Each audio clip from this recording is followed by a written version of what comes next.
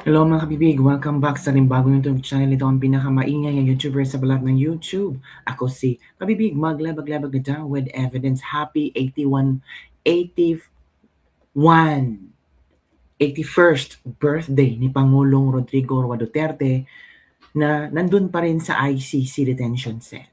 Nakakalungkot, mag-isang taon na, pero wala pa rin nangyari sa... May nasampa na ba na kaso? Wala pa naman, di ba? Pero hindi nawawalan ng pag-asa ang maraming Pilipino, lalo na ang pamilya Duterte na makakauwi na ang kanilang ama. At ito kabibig ha, may pa-birthday present si Senator Amy Marcos. Pinaghahanda niya si Pangulong Rodrigo Roa Duterte pag-uwi sa Davao City. Ano kaya ang plano ni Senator Amy Marcos? May plano ba, may sikretong plano ba na ginagawa si Senator Amy Marcos para mapauwi si Pangulong Rodrigo Roa Duterte? Kasi sa kanyang mensahe ngayon, mapatanong ka talaga, is there something that the Filipinos, lalo na ang mga supporters ng mga Duterte, supporters ni Pangulong Duterte, na walang kaalam-alam sa ginagawang plano ni Senator Amy Marcos kasi pinaghahanda na eh. Maghanda ka na sa pag-uwi mo sa Pilipinas. Naku, exciting tayo. Uy, basahin ko ha, baka sabihin nyo nang gawa-gawa ko to. Basahin natin ha. Ito yung post ni Senator Amy Marcos ngayon. Ito, ang handa ko sa inyong kaarawan. Kung ako po ay maghahanda ngayong kaarawan ninyo, unang-una sa mesa ang inununan dahil alam kong namimiss nyo yun ngayon. Maghahanda rin ako ng kambing kasi alam kong patok na patok sa inyo kahit ano pa ang luto nito. Hindi rin mawawala sa handa ang balbakwa, yung mainit-init para mas malasa. Marami po kaming nagdiriwang kahit po kayo ay malayo. Marami kaming gustong ipagluto o regaluhan ng handa. Marami kaming hindi maiwasang malungkot, ngunit hindi nawala ng pag-asa. Dahil may handa kaming tapang, aksyon at panalangin na sa susunod mong birthday ay personal ka naming babatiin. Pero higit sa lahat ng handa ay ang aming kahandaan. Handang-handa na kami. Handang-handa na kami sa iyong pagbabalik. Maligayang kaarawan digong mula sa unang probinsyang naniwala at nagtiwala sa pagmamahal mo sa bayan. Diba mga kabibig? Alam mo kabibig, feeling ko talaga no, meron itong ginawa si Senator Amy Marcos na tutulungan si Pangulong Rodrigo Roa Duterte na makauwi agad-agad sa Pilipinas. Ramdam ko kabibig. Ramdam ko nga may something talaga. Kasi hindi makapag-post si Manang Amy ng ganito kung hindi siya sure sa kanyang hakbang. Ganon si Senator Amy Marcos. Well, this is my own interpretation. Baka sobra ko lang lungkot or excited na akong umuwi sa Pangulong Duterte. Kaya yan ang aking interpretasyon sa post ni Senator Amy Marcos. Pero palay natin. Hindi naman araw-araw sinusundan natin si Manang Amy. Hindi naman araw-araw o oras-oras alam natin ang kanyang trabaho. 'Di ba? Of course, ginagawa niya lahat para makauwi si Pangulong Duterte. Feel ko talaga no, si Senator Amy Marcos ang magpapauwi kay Pangulong Rodrigo Duterte. Parang bayad sa utang na loob na kung saan ang kanyang tatay na si late President Marcos Sr. ay na ipalibing ni Pangulong Digong sa libingan ng mga bayani. Kaya parang tinutusok ang puso ni Senator Amy Marcos ng konsensya.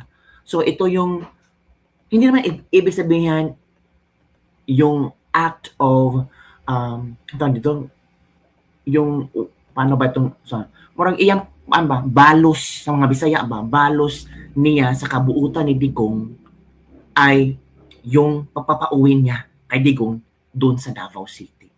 Wala ka. Yun ang pakikiramdam ko kabibig ha, iba't iba tayo ng mga interpretasyon.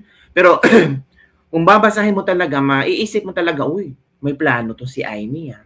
Pero hindi lang niya, hindi lang niya, tawag ito, direct direkta na sinasabing uuwi na si Digong sa araw na to, ganyan-ganyan. Hindi. Siya nakabibig. Yan ang handa ni Amy at maghanda ka na Digong. Baka sooner or later, uuwi ka na. Ito naman ang ito naman ang, grabe ka mga kabibig. Sa ito. Ito yung nangyari sa Japan, ha? Grabe. Ang daming tao. Grabe, bring him home. Happy birthday, PRRD. Grabe.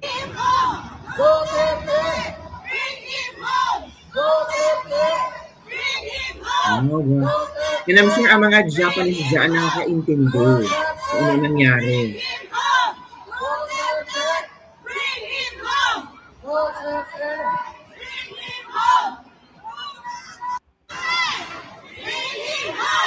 Ayan, nangyari sa Japan kabibig, ha? Ang dami. Ito naman sa, Digong, sa The Hague. Ang daming tao.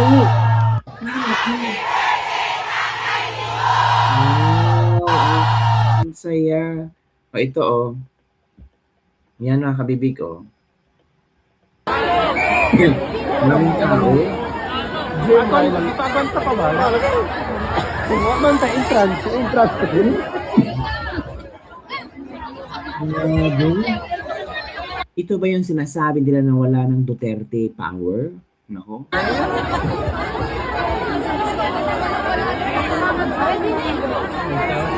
Oy, Italy! Dito! Tingnan ang bandera!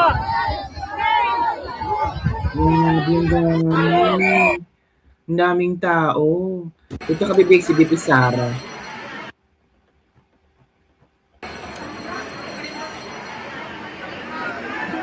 Sa ngayon, hindi, although nag-declare na ako ng aking kandidatura, I am a presumptive candidate for the 2028 presidential elections, pero hindi ko pa yon pinagpaplanuhan sa ngayon.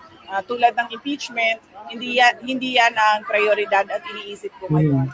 Dahil napakarami sa ating mga kababayan ang nananawagan pa rin ng totoong pagmamahal at serbisyo galing sa ating pamahalaan. At kami, sa tanggapan ng pangalawang Pangulo, yun yung prioridad namin ngayon. Kahit maliit yung opisina namin, lahat kami nagtutulong-tulong na nag-iisip paano makatulong sa taong bayan.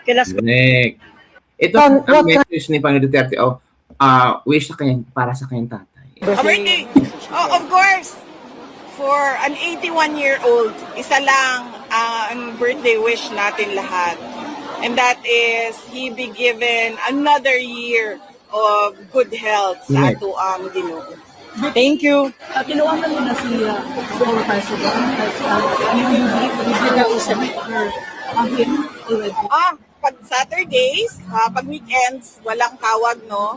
So, hindi ko siya nag-greet ngayong araw na ito. At matagal na rin siyang hindi tumatawag sa akin. Pero kampante ang loob ko dahil nandun naman si Congressman Paulo Duterte para bumisita sa kanya araw-araw at imasahe siya at meron siyang kausap in Bisaya. Pero wala special ganap doon sa loob ng detention? Hindi ko alam kung merong mga celebration doon sa loob. Hindi ko alam kung merong mga ganun. Thank you, ma'am. So yun, kabibig narinig natin ang birthday wish ni VP Sara para sa kanyang ama. O, di ba? Pero nakakasakit kabibig, no? Na until now, yung tatay nila ay nandun pa rin sa ICC. Wala pa nga kasong isinampa. Di ba? Hearing pa lang ng mga charges niya. Right, so VP Sara, makinig tayo. Today, we celebrate the birthday of my father, our former President, Rodrigo Roa Duterte.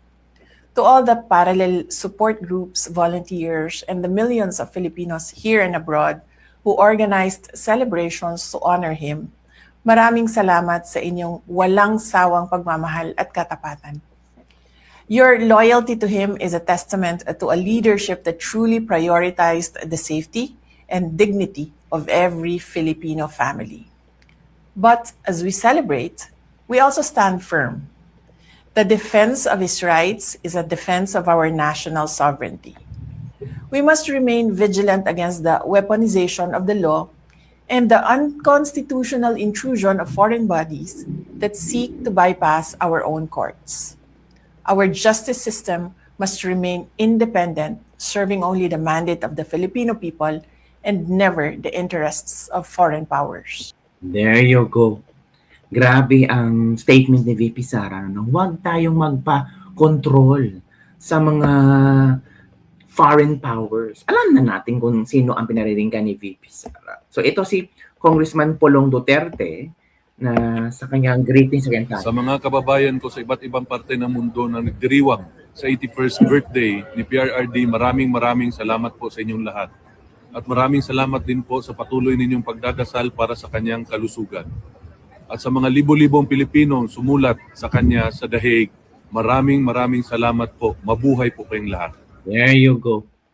Yun po ang mensahe ni Congressman Polong Duterte para sa mga taong talagang nagmamahal kay Pangulong Rodrigo Roa Duterte. As in, super, ang dami. Ang dami mga kabibig. As in, grabe ang nagmamahal kay Pangulong Rodrigo Roa Duterte. At ikaw din, sa ano nga, sa tawag dito, sa Davao nga. Oh, araw ng Davao ngayon, pero grabe. Sa Cagayan de Oro, 'di ba? Nag-celebrate din sila sa birthday ni Tatay Digong, 'di ba? So ganun maraming nagmamahal kay Pangulong Rodrigo Roa Duterte. 'Di ba? Hindi lang ikaw, hindi lang tayo, marami. Ito si si Basti kanina sa araw ng Davao. May sinasabi si Basti. Nako, hintayin nyo. Kung hindi si BP Sara, kung ma-MP si BP Sara, may Basti at Pulong pa kami. 100 years na itong City Hall. But pasabot ana 100 years. Gabarog lang gihapon ang mga Dabawenyo o kusgan lang gihapon. Correct. Dagantag giagian ang ato ang local hero nga si former President Roa Rodrigo Duterte ilang gihilabtan karon unsay nahitubo sa toa. Nagtuo sila buhinay ta. Nagtuo sila maluya ta. Pero tanawa ang asa ta karon sa motang ni kusgan kay ilatang gisuwayan. Correct. Yan. Yan ang maisog. Yan ang mga, tinan nyo, ang magkapatid ng Duterte. Diba? Yan. Kung akala nyo, sige, may impeach si BP Sara, may Baste at may Pulong pa kami. Naka-hold pa kami sa dalawang yan. So I'm sure na someday, makakauwi si Tatay Digong. So yun lang po kabibig ang ating Latest Libak-Libak for today. Ikaw, ano ang iyong reaksyon, komento or ano ang iyong birthday wish para kay Pangulong Rodrigo Roa Duterte? Ang birthday wish ko para kay Pangulong Roa Duterte, Rodrigo Roa Duterte, sana nasa maayos ang kanyang kalusugan, na sana bigyan pa siya ng yung strength. 81 years old na kasi siya, so matanda na. Bigyan siya ng strength na kaya niya ang harapin ang lahat ng mga binabato, lahat ng mga tawag dito, masasamang ginagawa ng gobyernong ito. Sana makakauwi na siya. Yun talaga ang grabe yung gusto natin. Sana makakauwi na siya sa Pilipinas at makasama na niya ang pamilya niya sa Davao. Yun kasi ang pinaka-importante. Makasama ang kanyang pamilya sa Davao. At ito, pagkabibig ito yung panghuling ginawa ni Baste Duterte sa kanyang speech kanina, na kung saan, hindi nyo na mapipigilan, VP Sara for 2028. Ito na.